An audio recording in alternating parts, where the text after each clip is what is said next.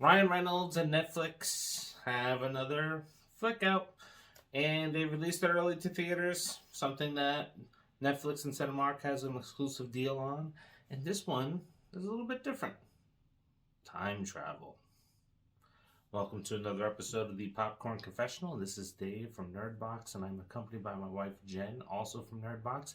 And on this episode, we are talking about the Adam Project. So fire up that Jiffy Pop and meet us in the booth.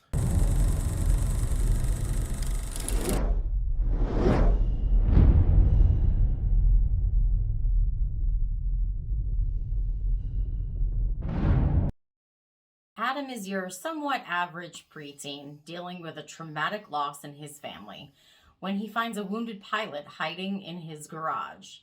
Adam soon discovers that this is no ordinary pilot, however. The pilot is him, from the future. Future Adam has no choice but to team up with his younger self to solve the disappearance of someone he loves. Well, once again, it's typical Ryan Reynolds style in a movie, and whether you love him or hate him, you're always going to kind of get the same thing. Now, this movie here, not only is it about some time travel and sci-fi stuff, but it's about relationships. Mm-hmm. Love and loss and all that stuff. The bonding of an older Adam and a younger Adam. Mm-hmm. Yeah. Now, what did you think of this one? I thoroughly enjoyed this movie. I mean, I laughed my ass off the entire time. Well, not the entire time. There's a couple of sad parts. But Ryan Reynolds, there's just something about him, the way he delivers. And I think watching him with this kid, who, by the way, was played by Walker Scobell, and this was his first ever role. He's a Canadian kid, just like Ryan Reynolds was. And I think he was fantastic as a young Adam, because he kind of seemed like a young Ryan Reynolds to me. Like he worked well with Ryan Reynolds, the smart aleck remarks and that sort of thing. I think they bounced off each other really well. This movie is a little different, right? So it's definitely a family movie. It's good for all ages. Mm-hmm. And not to date myself here, when you think of time travel movies, the movie that always comes to mind is what? Back to the Future, Terminator. But this movie reminded me of Flight of the Navigator.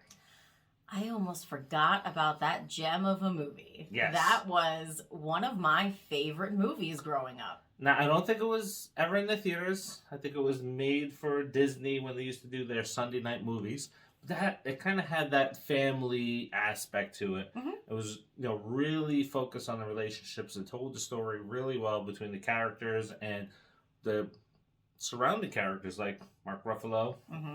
and Jennifer Gardner, who are the parents of young Adam and, of course, older Adam. Yeah, which is a little weird. But the story and the pacing was very good. It was funny at some points, sad at other points. But it was just a very, very good film that you can just sit there and watch with kids of any age. They're going to enjoy it. I think, like, referring to it as being the Flight of the Navigator, younger kids, if they see this, they're probably going to get stuck on this film, and it'll be a big part of their life as they grow up, and that'll be one of those ones that is like, hey, let me watch this with my kids when I get older. Yeah, I think so. Now, as we've seen in a lot of his films, there are the Easter eggs to other films. There is Star Wars references. There is the superhero landing in Deadpool reference. Yeah. So there's a lot of those Ryan Reynolds gems in there. So this movie was brought to you by Sean Levy, who did Free Guy. He's done a handful of movies that are always just really good and funny. Mm-hmm. So this one just delivered. So this is their back-to-back films together. Yeah. Excellent. So this movie will drop on Netflix today. Well, that's by the time you're watching this, it probably already has, because it'll probably be midnight when it drops. But definitely take the opportunity to sit down and watch it with your kids. I know that we'll watch it with our kids. We went to see it in the theater, but we will be watching it with the kids. Mm-hmm. So the one thing that you get to lose out on is Netflix killed Blockbuster really Blockbuster killed Blockbuster, not Netflix doing it. Netflix is, staying on the movie theater front. Yeah. And what they did with this film that was different from the other films is they did a post Q&A session, which may have been live. I don't know. It could have been. It was listed as being a live Q&A. Really? Yes. And I was shocked to see how many little kids know how to recite Deadpool 2.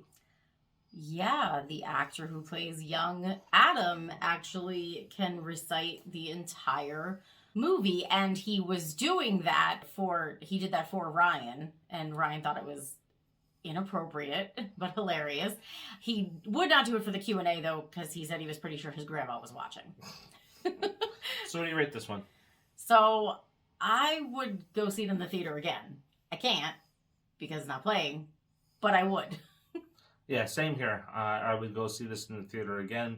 This is definitely, if you're looking for something different to watch and you want to sit down with the entire family, laugh, and even have a conversation afterwards about some of the themes that are in this movie, this is the one to do it.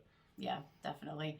I think the fact that all of the actors are parents really came through, like with the way that they interacted with young Adam in this movie. So. Yep. So.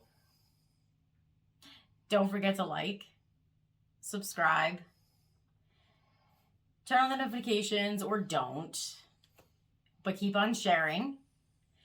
And we are actually leaving tomorrow for Monster Mania Convention in Cherry Hill, New Jersey. If any of our subscribers that watch this are going to be there, say hi.